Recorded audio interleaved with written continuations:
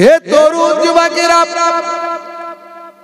হে আমার বন্ধুরা, শুনে রেখে দিন বাবা, জেনে রেখে দেন হে মুসলমান, আমার আল্লাহ আপনাকে আমাকে ইবাদতের জন্য সৃষ্টি করেছেন।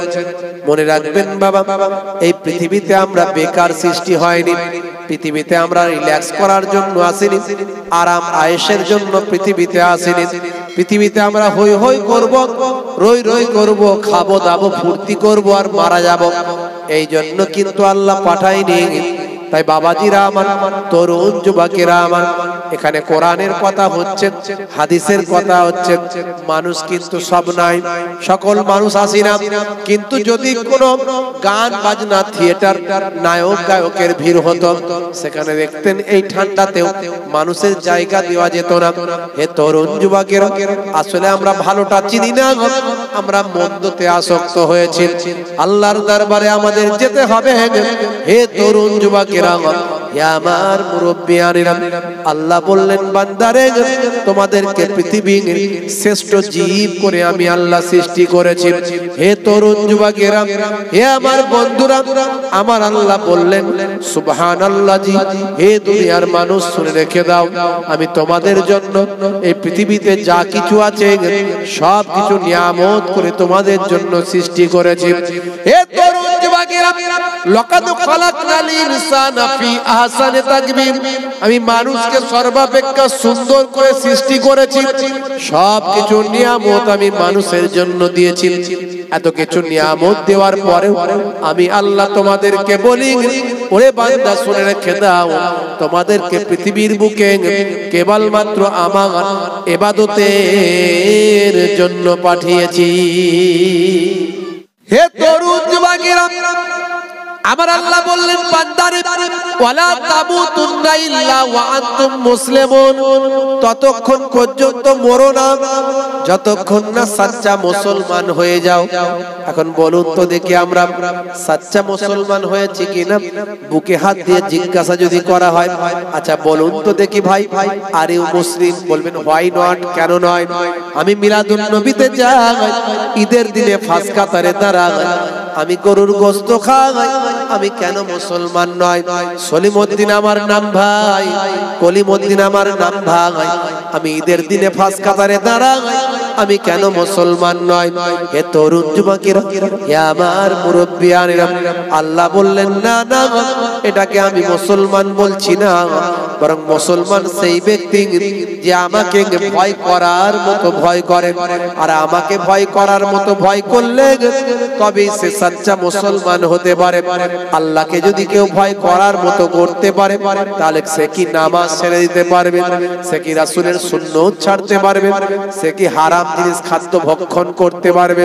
সে কি মদ, জুয়া, তারি, ব্যভিচার, জেনা, সুদ, ঘুষ নিয়ে থাকতে পারবে? কারণ আল্লাহ বলছেন বান্দারে, তোরা আমাকে ভয়টা করার মতো ভয় কর। যদি আল্লাহকে ভয় করার মতো ভয় করতে পারেন, তবে আপনি সাচ্চা মুসলমান হয়ে যাবে। তোমার বুকে রাখো আল্লাহরই ভয়, আসবে না কোনো দিন কোনো পরাজয়, আসবে না কোনো দিন কোনো পরাজয়। হারাম হালাল জেনে, সরল সত্য মেনে, নিষিদ্ধ সব ছেড়ে উঠুক জীবন পেরে, যাবে তুমি জান্নাতে, যা ছিল স্বপ্ন তোমার। তোমার বুকে রাখো আল্লাহরই ভয়, আসবে না কোনো দিন কোনো পরাজয়, আসবে না কোনো দিন কোনো পরাজয়। বলুন না সুবহানাল্লাহ, জোরে হবে না সুবহানাল্লাহ? তাহলে আল্লাহকে ভয় করতে হবে, ভয় করার মতো ভয় করতে হবে। এই অর্ডার কার? এই অর্ডার কার? আল্লাহর অর্ডার। এই অর্ডারটা কার? আল্লাহর অর্ডার। হে তরুণ যুবকেরা, হে আমার বন্ধুরা শুনে রেখে দিন বাবা, জেনে রেখে দেন, আল্লাহকে ভয় করার মতো ভয় করলে আপনি নামাজকে ছেড়ে দিতে পারবেন। বলেন পারবেন? পারবেন না, কারণ আল্লাহকে ভয় করার মতো ভয় করলে নামাজ আপনি ছাড়তে পারবেন না, রোজা আপনি ছাড়তে পারবেন না। সামনে রোজার মাস আসছে, গ্যাস হচ্ছে, অম্বল হচ্ছে। মুসলমানের ছেলে, হুজুর বড্ড গ্যাস, এই দেখুন না ডাইজিন নিয়ে ঘুরে বেড়াচ্ছি, পান চেবাচ্ছে, তিরঙ্গা খাচ্ছে, গুটকা খাচ্ছে, আর বলছে গ্যাস হচ্ছে, বলে রোজা ছেড়ে দিয়ে ঘুরে বেড়াচ্ছে। আছে না নাই? আল্লাহ বলবেন হবে না, আই বান্দা একবার কবরে আয়, আমার ফারিস্তারা রেডি হয়ে আছে, কেমন সাইজ করতে হয় হবে, অসুবিধা নাই। হে তরুণ যুবকেরা, যদি আল্লাহর দরবারে বাঁচতে চাও তাহলে আল্লাহর নির্দেশনা মানতে হবে ভাই। হে তরুণ যুবকেরা, আল্লাহকে ভয় করার মতো ভয় করলে রাসূলের সুন্নতগুলো মানতে হবে। আল্লাহকে ভয় করার মতো ভয় করলে আপনাকে সর্বোপরি নামাজ ছাড়লে হবে না। আমার আল্লাহ কোরআন মাজিদে 82 জায়গায় নামাজের কথা বলেছেন, ওয়াকিমুস সালাত ওয়াতুজ যাকাত ওয়া আরকাউ মা'আর রাকিন, তোমরা নামাজটা প্রতিষ্ঠা করো, যাকাতটা প্রদান করো, আর রুকুকারীদের সঙ্গে রুকুটা তোমরা করো। হে তরুণ যুবকেরা, হে আমার মুরব্বিয়ানেরা, অর্থাৎ জামাতে নামাজ পড়ার অর্ডার স্বয়ং আমার আল্লাহ কোরআন মাজিদে দিয়েছে। আমরা মুসলমানের ছেলে নামাজকে বলি কাজ আছে, আর কাজকে বলি না নামাজ আছে। কথা ঠিক না ভুল? আমরা নামাজকে বলি কাজ আছে, কিন্তু কাজকে বলি না নামাজ আছে। কিন্তু আমার আল্লাহ জানিয়ে দিয়েছিলেন, বান্দা যদি তুমি নামাজটা পড়ো, আমি আল্লাহ তোমার কামিয়াবি দান করে দেব। আজকে মুসলমানের ছেলে ইনকাম করে, দেখতে পায় না পয়সা। হুজুর এত ইনকাম করছি, পয়সাই দেখতে পাচ্ছি, ঘরে সবসময় বিপদই লেগে আছে, টাকা সবসময় শেষই হয়ে যাচ্ছে, আর খেটে খেটে পারি না, মনে শান্তি নাই, সংসারে শান্তি নাই, পাড়া প্রতিবেশীদের শান্তি নাই। হুজুর একটা তাবিজ করে দেন। হুজুরকে তাবিজ নিয়ে 501 টাকা নজরানা দিচ্ছে। হুজুরের মতো হুজুর হলে জিজ্ঞাসা করবে, তোমার শান্তি নাই কেন, তুমি নামাজ পড়ো? আসল কেস ধরা পড়ে যাবে। ক্যান্সার যেখানে, ওষুধ সেখানে। ক্যান্সার হচ্ছে, ডাইজিন বড়ি খাওয়াচ্ছে, ক্যান্সার ভালো হবে? ভালো হবে? ক্যান্সার হলে রে মারতে হবে, তবে জীবাণু মরবে। আসল দোষটা হলো, ওষুধটা হলো নামাজ পড়তে হবে। এটা তো আল্লাহর অর্ডার, আল্লাহর নির্দেশ। মুয়াজ্জিন আযান দেওয়ার সময় বলে, কি বলে? হাইয়া আলাস সালাহ,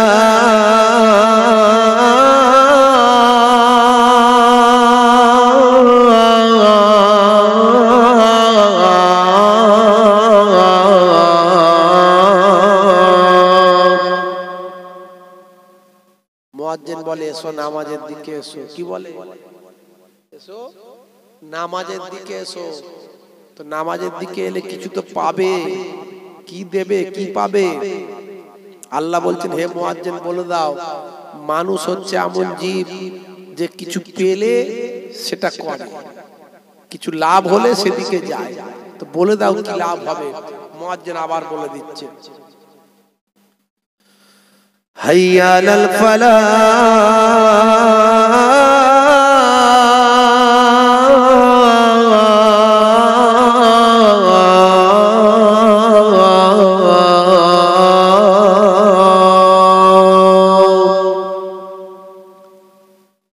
যদি নামাজে আসো, মুয়াজ্জিন বলে দাও, আমি আল্লাহ তোমাকে কামিয়াবি দান করে দেব।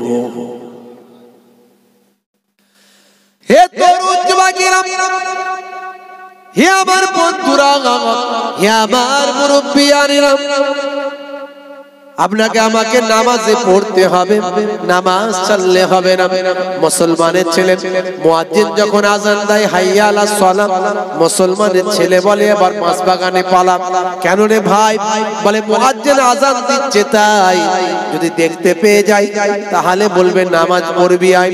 তাই তাড়াতাড়ি গিয়ে মাছ বাগানের ঝাড়ে, পুকুরের পাড়ে গিয়ে ফ্রি ফায়ার আর পাবজিটা খেলবো ভাই। হে তরুণ যুবকেরা, হে আমার মুরব্বিয়ানেরা, শুনে রেখে দিন বাবা, জেনে রেখে দিন বাবা, মুসলমানের ছেলে নামাজ ছেড়ে দিয়েছেন, রাসূলের সুন্নত ভুলে গিয়েছেন। নামাজের সময় বলে হুজুর কাজ আছে, কিন্তু কাজকে বলে না হে কাজ নামাজ আছে। তাই তো আমি আমার কলমে একটু তুলে ধরার চেষ্টা করেছি। নামাজের ওয়াক্তটা হবে যখনই, মসজিদে চলে যাও তুমি তখনই। জোরে হবে না? নামাজের ওয়াক্তটা হবে যখনই, মসজিদে চলে যাও তুমি তখনই। ছাড়ো এবার ছাড়ো, ছাড়ো এবার ছাড়ো, এবার ছাড়ো এই কাজ তোমারই। ছাড়ো এবার ছাড়ো, ছাড়ো এবার ছাড়ো, এবার ছাড়ো এই কাজ তোমারই। নামাজের ওয়াক্তটা হবে যখনই, মসজিদে চলে যাও তুমি তখনই।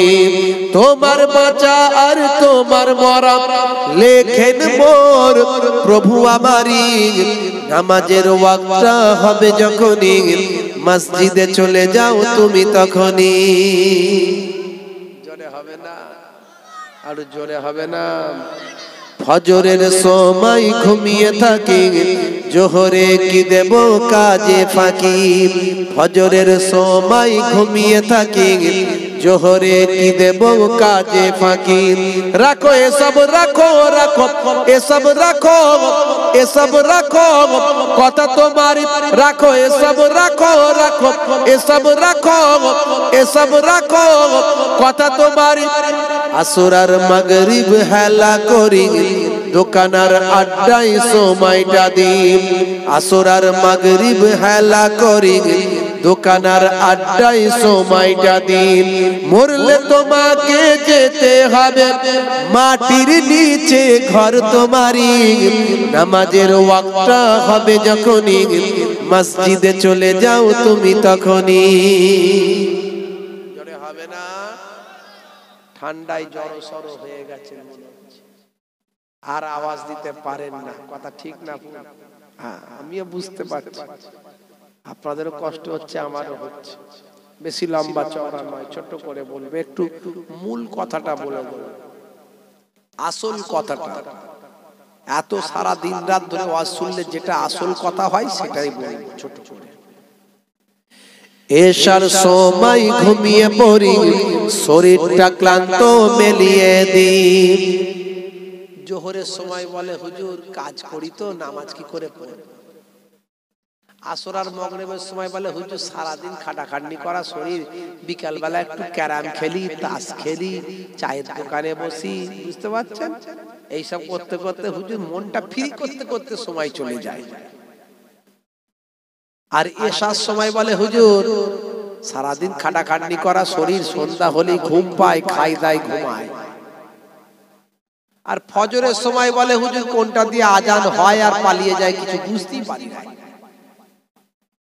তাই আমি লিখেছি এশার সময় ঘুমিয়ে পড়ি, শরীরটা ক্লান্ত মেলিয়ে দিন।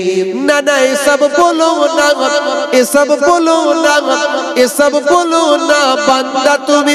না না এসব বলো না, এসব বলো না, এসব বলো না বান্দা তুমি। রুজি রুটি দিচ্ছে যিনি, জীবন মরণের মালিক তিনি।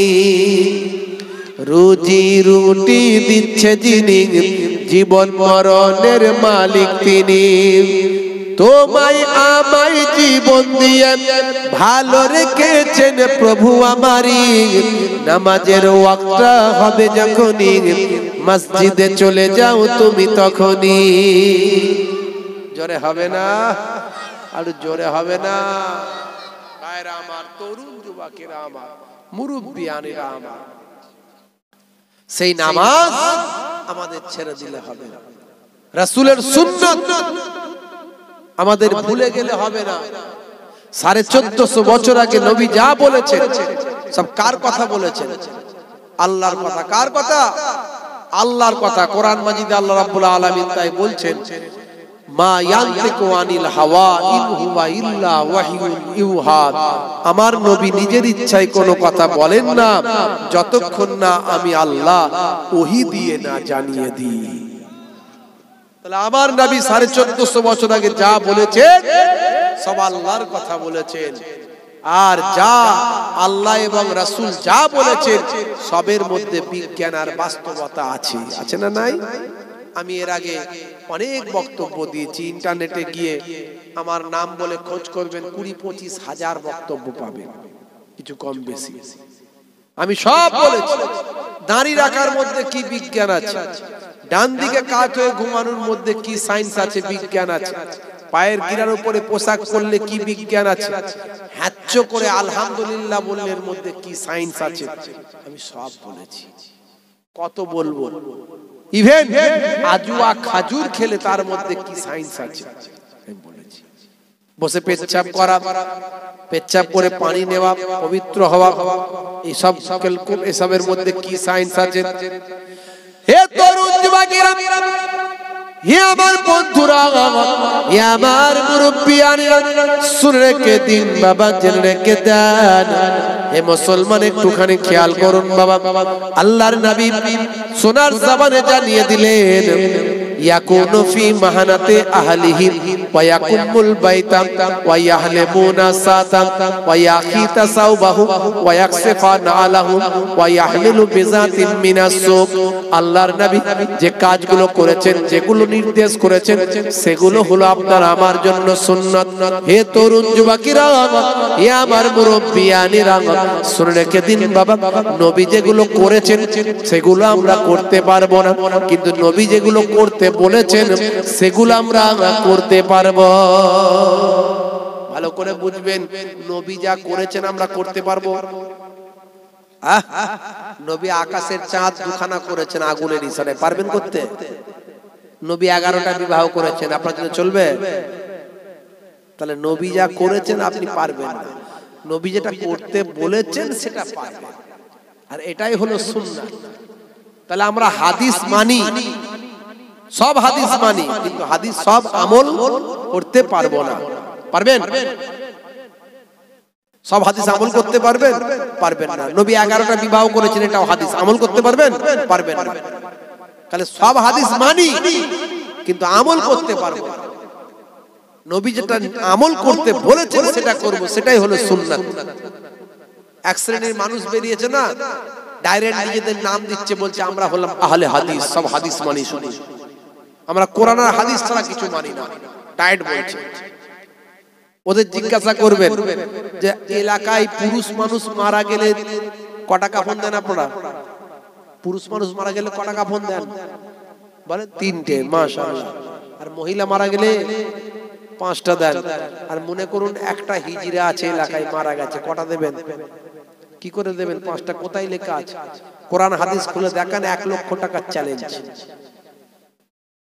কোরআন হাদিস খুলে দেখিয়ে দেন কোথায় লেখা আছে 5টা দেবেন।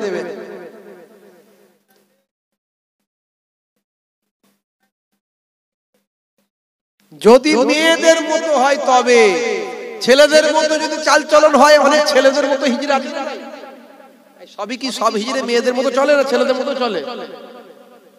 সব মেয়েদের মতো? ছেলেদের মতো আছে, চলে দেখবেন। যে হিজড়ের মধ্যে ছেলের ভাগ বেশি পাবেন তাকে ছেলের অনুযায়ী মাসালায় আপনি 3টে আপনাকে কাফন দিতে হবে।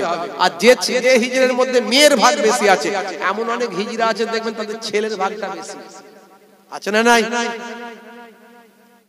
তাহলে আমি সেটা বড় কথা না, কটা আপনি পেলেন কোথায় আমাকে দেখান, কোরআন আর হাদিসে কোথায় পেলেন? নামাজ শিক্ষা তো দলিল হবে না তখন। আপনি তো বলছেন যে আমি কোরআন হাদিস ছাড়া কিছু মানি না। আপনার কথা বলছি না, যারা আহলে হাদিস দাবি করছে, আমার প্রশ্ন তাদের কাছে, তাদের কাছে। বাইতুল খাল ভাই আমার, এই যে টয়লেট, পেচ্ছাপ, পায়খানা করছে, বাথরুম, টয়লেট, ওটি করে কতটা পরিমাণ ধৌত করলে আপনি পবিত্র হবেন? দেখান কোথায় লেখা আছে। কতটা পরিমাণ ধৌত করলে আপনি পাক হবেন, নাপাকি থেকে তাহারাত হাসিল করবেন, কতটা পরিমাণ ধৌত করতে হবে, কোরআন হাদিসে কোথায় পাবেন দেখান। তাহলে কেন বলছেন মাযহাব মানি না, ইমাম মানি না? কেন বলছেন ফিকহ মানি না? শুধু হাদিস আর কোরআন ছাড়া কিছু মানি না, খুলে দেখাও। ঠেলায় পড়লি তো আমাদের শায়েখ এটা বলেছে। শায়েখ পেলো কোথা থেকে? শায়েখটা পেলো কোথা থেকে? মাওলানা পেলো কোথায়? আখেরি জামানা বাবাজি, কত রকমের দলমত বেরোবে, ফিতনার যুগ। 73টা দল হবে, একটা দল ডাইরেক্ট জান্নাতি, 72 দল জাহান্নাম খেটে জান্নাতে যাবে। কত রকমের ফিতনাওয়ালা বক্তা বেরোচ্ছে ভাইরা আমার, তরুণ যুবকেরা আমার, মুরব্বিয়ানেরা আমার, মুসলমান। এখন এই মুর্শিদাবাদের দিকে দেখবেন দু একটা বক্তা বেরিয়েছে, আগে কে মোবাইল রিপেয়ারিং করতো, এখন শায়েখ হয়ে গেছে, দেখবেন ঘন ঘন ফতোয়া দিচ্ছে, শুধু কড়া কড়া ডোজ দিচ্ছে। লোকে বলছে দেখছিস, বলছে বটে। হ্যাঁ, জিজ্ঞাসা করা হলো যে আপনি তো আগে মোবাইল রিপেয়ারিং করতেন, এখন তো শায়েখ হয়ে গেছেন, তা আপনি কি পড়াশোনা করেছেন? পড়াশোনা এডুকেশন আপনার কত দূর, কোয়ালিফিকেশন কত দূর? বলছে আমি মাদ্রাসায় পড়িনি। তো মাদ্রাসায় পড়ুনি, তুমি হারাম হালালের ফতোয়া দিচ্ছ। 17 বছর পড়ে তারপরে 2 বছর আরো স্টাডি করতে হয়, মুফতি পড়ে তবে সে ফতোয়া দিতে পারে, অপারেশন করতে পারে। আচ্ছা, 17 বছর পড়লো না, মুফতি পড়লো না, অথচ অপারেশন করে দিল। মনে করুন কেউ ডাক্তারি পড়লো না, ডাক্তারি না পড়ে কেউ অপারেশন করছে, পেশেন্ট বাঁচবে? পেশেন্ট বাঁচবে? পেশেন্ট সঙ্গে সঙ্গে মারা যাবে। তাহলে ডাক্তারি না পড়ে যেমন অপারেশন করলে পেশেন্ট মরে যায়, তেমন মাদ্রাসায় 17-18 বছর না পড়লে, মুফতি ডিগ্রি না করলে, স্টাডি না করলে ফতোয়া দিলে ঈমান মরে যাবে। এখন এদের কে বোঝাবে? ঈমান মরে যাবে, ঈমান। এই জন্য বলে নিম ডক্টর খতরায় জান, নিম ডক্টর খতরায় জান, আর নিম মৌলবী খতরায় ঈমান। তো যেখানে সেখানে ছুরি চালাবে, কথা ঠিক না ভুল? বাপজি আমার, দেখবেন যদি ইন্টারনেট কাজ করে শুনিয়ে দেবো। এই দেখো, যদি ইন্টারনেট কাজ করে শোনাবো। ভাইরা আমার, তরুণ যুবকেরা আমার, সমাজে অনেক লোক নাম রেখেছেন আব্দুর রশিদ, আছে না? নাম আছে না আব্দুর রশিদ? এই নাম রাখা হারাম, চলবে না, মাছি চালিয়ে দিয়েছে, একদম নয়। গোলাম মাহবুদ নাম আছে না? আছে, নাম রাখা হারাম, চলবে না। জাহাঙ্গীর নাম আছে, চলবে না। শাহজাহান নাম আছে, চলবে না। ইয়াসিন চলবে না, এসব নাম রাখা চলবে না। যে নামের অর্থ হয় না সে নাম রাখা ইসলামে নাজায়েজ, চলবে না। আল্লাহর নামের আগে আব্দ শব্দ লাগানো যাবে। আল্লাহর নাম রশিদ, আল্লাহর নাম আছে নাকি? নাই। এই নামগুলো খুব সাবধান। রশিদ আল্লাহর নাম নাই বলছে। আজকে গিয়ে কোরআন শরীফটা খুলবেন, খুলে দেখবেন আল্লাহ তাআলার 99টা নাম আছে, সিফাতি নাম, যেগুলো গুণবাচক নাম। রহমান, রহিম, সত্তার, জব্বার, গফফার। শেষের দিকে দেখবেন আর রশিদ নামটা আছে। জোরে বলুন সুবহানাল্লাহ। এ বাবু এত বড় সার্জেন্ট ডাক্তার যে রশিদ নামটা আল্লাহর আছে সেটাও জানে না, কিন্তু হারাম বলে ফতোয়া দিয়ে দিচ্ছে।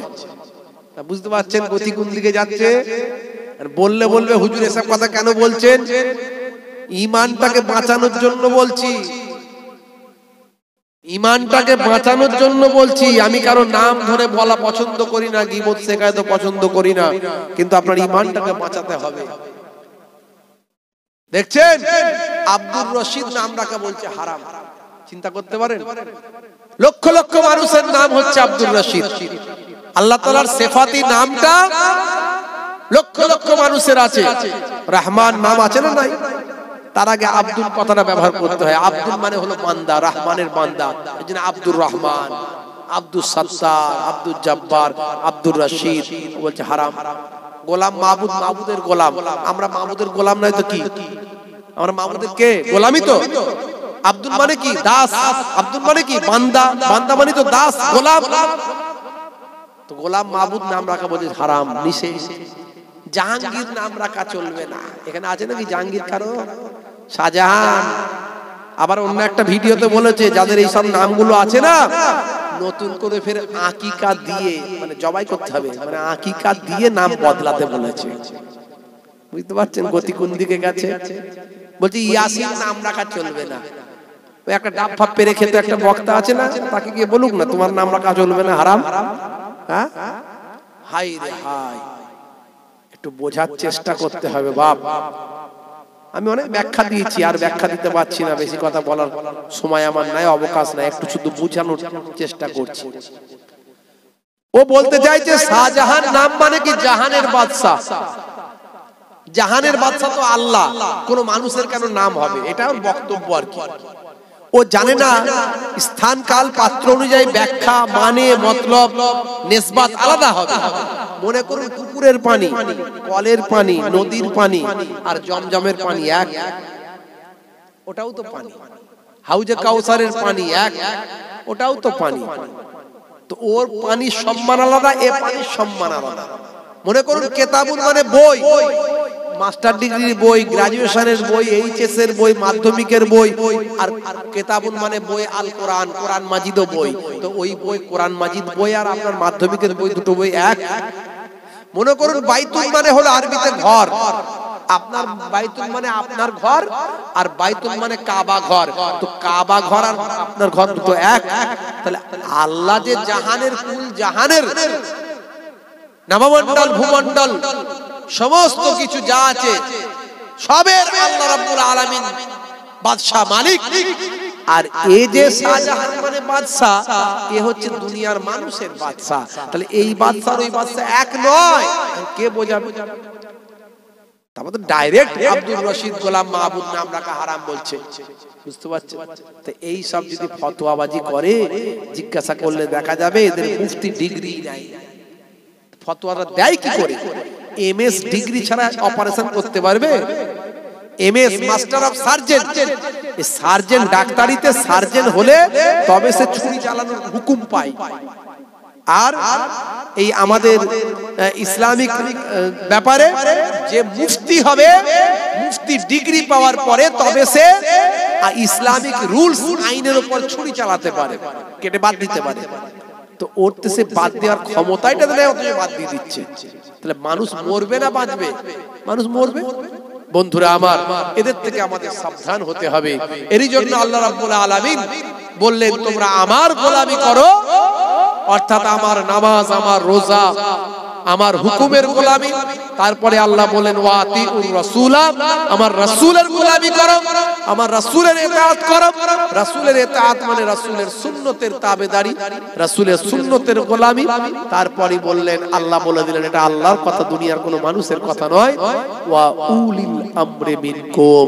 তারপরে আল্লাহ বললেন তোমাদের সেই জামানার উলিল আম যারা হবে, যারা আল্লাহ এবং রাসূলকে সঠিকভাবে পেয়েছে, ওই সমস্ত উলিল আম আল্লাহর ওলি বান্দা, আলেমে হাক্কানি বান্দাদের তোমরা তাবেদারি করো, গোলামি করো। জোরে বলুন সুবহানাল্লাহ। আমি নিজে আলেম হতে পারিনি, কিন্তু আমি একটা আলেমের গোলামি করলে তার মানে আমি সঠিক জিনিসের গোলামি করলাম। কথা ঠিক না ভুল? দুনিয়ার জমিনে মাধ্যমিক, এইচএস, উচ্চ মাধ্যমিক করতে গেলে আপনাকে একটা মাস্টারের কাছে যেতে হয়। কথা ঠিক না ভুল? একটা মাস্টার না ধরলে গ্রাজুয়েশন পাস করা যাবে? আপনি ইকোনমিক্স বুঝতে পারবেন টিচার ছাড়া, ম্যাথামেটিক্স বুঝতে পারবেন, বীজগণিত বুঝতে পারবেন, আপনি ফিজিক্স বুঝতে পারবেন, কেমিস্ট্রি বুঝতে পারবেন টিচার ছাড়া? এমনি এমনি বোঝা যাবে বাবা? বুঝতে পারবেন না। তাহলে আপনাকে দুনিয়ার বিদ্যা অর্জন করতে গেলে টিচার লাগে। আল্লাহ এবং রাসূলের দেওয়া জ্ঞান অর্জন করবেন আপনি টিচার ছাড়া, এমনি এমনি বুঝে যাবেন হয় কখনো? কে বলল আপনাকে আপনি পেয়ে যাবেন? অত সহজ? এরা বলছে কোনো অসুবিধা নাই, আমরা এমনি এমনি পেয়ে যাব, আমরা ডাইরেক্ট আল্লাহকে ধরবো। বুঝতে পারছেন? হে তরুণ যুবকেরা, এই জন্য আমরা আল্লাহর ওলিদের অনুসরণ করি। আল্লাহর আলিম বান্দাদের অনুসরণ করি।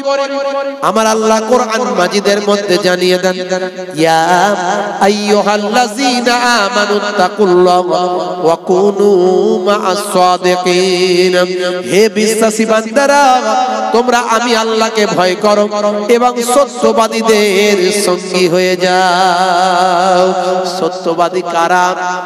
বুকে হাত দিয়ে চিন্তা করুন তো, আমরা কি সত্যি সত্যবাদী হতে পেরেছি? জীবনে কতগুলো সত্য কথা বলেছি আর মিথ্যা কথা বলেছি, একটু চিন্তা করুন। আল্লাহ বললেন সত্যবাদীদের সঙ্গী হতে। এটা কার অর্ডার? ভালো করে বুঝবেন ঠান্ডা মাথায়। যারা ওলি মানে না, পীর মানে না, একটু ভালো করে বোঝার কথা আমি বলবো, বোঝার জন্য বলবো, একটু ভালো করে ঠান্ডা মাথায় চিন্তা করার জন্য বলবো। সত্যবাদী কারা? যদি বলেন এই সমস্ত শায়েখ গুলো, এরা তো এখনই হারাম বলছে, যাকে তাকে উল্টো পাল্টা কথা বলছে, এরা আজকের যুগের মানুষ। এরা যখন তখন কথা ঘুরিয়ে ফেলে, পেঁচিয়ে ফেলে, বিভিন্ন রকম হিংসাত্মকমূলক কথা স্টেজে বসে বসে বলেন, গীবত শিকায়েত করে, চগলখড়ি করে। এক বক্তা আর এক বক্তাকে খারাপ বলে, আছে না নাই? এক বক্তা আর এক বক্তার প্রতি হেয় প্রতিপন্ন করে, এক বক্তা আর এক বক্তার প্রতি বায়ামাক খারাপ আচরণ করে, এক মানুষ আর এক মানুষের প্রতি গীবত শিকায়েত করে। তাহলে এরা সত্যবাদী না গাউসে আজম আব্দুল কাদের জিলানী বাবা বড় পীর সাহেব তিনি সত্যবাদী? সত্যবাদী খাজা গরিব নওয়াজ মাইনুদ্দিন চিশতি সত্যবাদী। মনে রাখবেন বাবা, এরা সত্যবাদী না। আপনারা আমার পীর জামানার মুজাদ্দিদ পীর আবু বকর সিদ্দিক রাহমাতুল্লাহ আলাইহি সত্যবাদী। এরা সত্যবাদী না আপনারা আমার পীর মুর্শিদ ভাই আমার আল্লামা বসিরাট হুজুর সত্যবাদী? সত্যবাদী কারা? বুকে হাত দিয়ে চিন্তা করুন তো বাপ। এটা আল্লাহর ওয়াদা, যাই তাই কথা নয়। আল্লাহ বলছে সত্যবাদীদের সঙ্গী হও। কোরআনে যদি না থাকে 1 লক্ষ টাকা চ্যালেঞ্জ করে যাচ্ছি, হেরে যাব। কোরআনে যদি না থাকে কোন হাফেজ সাহেব মাওলানা সাহেবকে ডাকুন, কোরআনে আছে কি নাই। আমার আল্লাহ রাব্বুল আলামিন কোরআন মাজিদে বলছেন, ইয়া আইয়ুহাল্লাযীনা আমানুত্তাকুল্লাহ ওয়া কুনু মা'আস সাদিকিন। হে বিশ্বাসী বান্দারা, তোমরা আমি আল্লাহকে ভয় করো, সত্যবাদীদের সঙ্গী হয়ে যাও। সত্যবাদীর ব্যাখ্যা কি? কার সঙ্গী হতে বলছে আল্লাহ? তোমার সঙ্গী? জীবনে তো সারা জীবন কত যে মিথ্যাবাদী চিটিংবাজি করেছো, করে ঠিক নাই, তুমি সত্যবাদী? হ্যাঁ, সত্যবাদী কে? সত্যবাদী মানে আল্লাহর ওলি বান্দা, যারা সত্যি জীবনে কোনো মিথ্যা কথা বলেন না। বাইজিদ বোস্তামি রাহমাতুল্লাহ আলাইহি ছোট্ট বয়স, মায়ের মা, আহা মা বলেছে, বাবা বাইজিদ আমাকে একটু পানি পান করাতে পারিস বাবা? মাগো নিশ্চয় তুমি বলেছো পানি পান করাবো না, মানে এখনই পানি পান করাচ্ছি। আহা বাইজিদ ছোট্ট বয়সে জানে মায়ের পায়ের তলায় সন্তানের জান্নাত, মায়ের পায়ের তলায় সন্তানের জান্নাত। বিশ্বনবী বলেছেন, দয়ার নবী বলেছেন, ইযহাব ফাআকরিমহা ফাইনাল জান্নাতা তাহতা রিজলাইহা। যাও তুমি তোমার মায়ের সম্মান করো, কারণ তোমার মায়ের পায়ের তলায় তোমার জান্নাত। জোরে হবে না? আর জোরে হবে না? মুসলমানের ছেলে মাকে কষ্ট দেয়, আছে না নাই? মাকে কষ্ট দেয়, আছে না নাই? আলকামা রাদিয়াল্লাহু তাআলা আনহু একজন সাহাবী হয়েও মায়ের মনে দুঃখ লেগে গিয়েছিল, তার ইন্তেকালের সময় কালেমা নসিব হচ্ছিল না। কথা ঠিক না ভুল বলেন? আপনারা শুনেছেন ওয়াজের মধ্যে? কি গো, শুনেছেন না শোনেননি? বাপ আমার, বন্ধুরা আমার, মুসলমানের ছেলে মাকে কষ্ট দিয়ে দেয়। আহারে, মা হলো আমার হৃদয়ের আলো। আমারই লেখা আর কি, মাঝে মাঝে একটুখানি সময় পেলে কলম চালাই। জননীর মুখ দেখে মন করে ভালো, মায়ের আঁচলেতে কত মুখ মুছেছি, যখনই মুখে হাতে নোংরা দেখেছি। মা আমার কান্নায় বিচলিত হয়ে যায়, সন্তানের চোখে পানি বুকটা ফেটে যায়। মায়ের কদমেতে জান্নাত জানো কি, সেই কদমে তুমি চুম্বন করো কি।